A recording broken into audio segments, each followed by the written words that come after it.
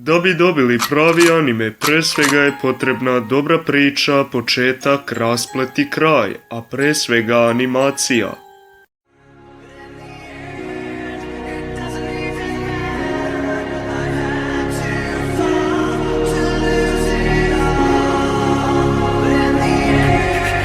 Goku! Son Goku!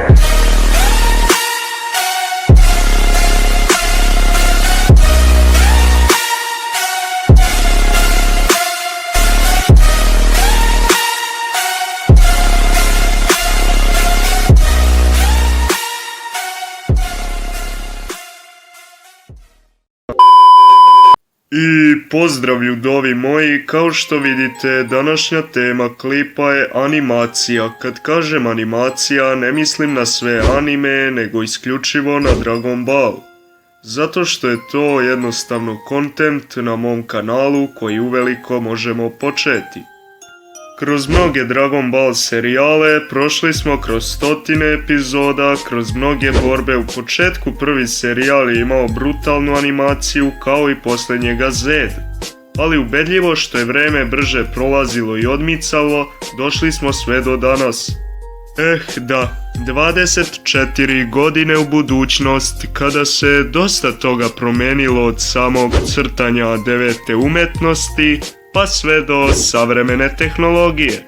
Čovjek se brzo promijeni, pogotovo za tako kratko vreme.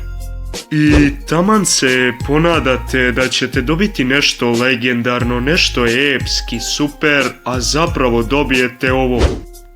Pa da li je realno ljudi da smo mi čekali 24 jebeno godine da bi dočekali zapravo taj stil animacije, mislim šta da reći, užas.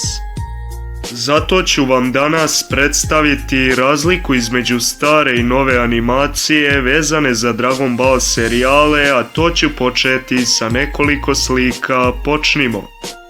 Ali pre samog početka, samo da znate, stara animacija je umetnik, dok je nova više kompjuterski genije, ako me razumete šta hoću da kažem.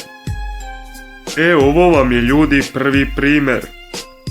S leve strane vidite umetnost kada se sve radilo, pa recimo putem papira i animiralo, što je 100 puta bolje, a današnja tehnologija kompjuterska, to vam je sa desne strane. Realno kada pogledam stanje, bolje Goku iz, kako da kažem, Z sage nego iz super serijala. Realno kad pogledate ovo sa desne strane, šta je ovo, brate? Ovo ko da se ptica posrala, mislim. Ja nemam pojma. Za ovu sliku nemam šta i da komentarišem, vidi se da je animacija iz Z-a mnogo bolja nego u Superu. Mislim, realno ljudi, pogledajte i već vam je sve jasno.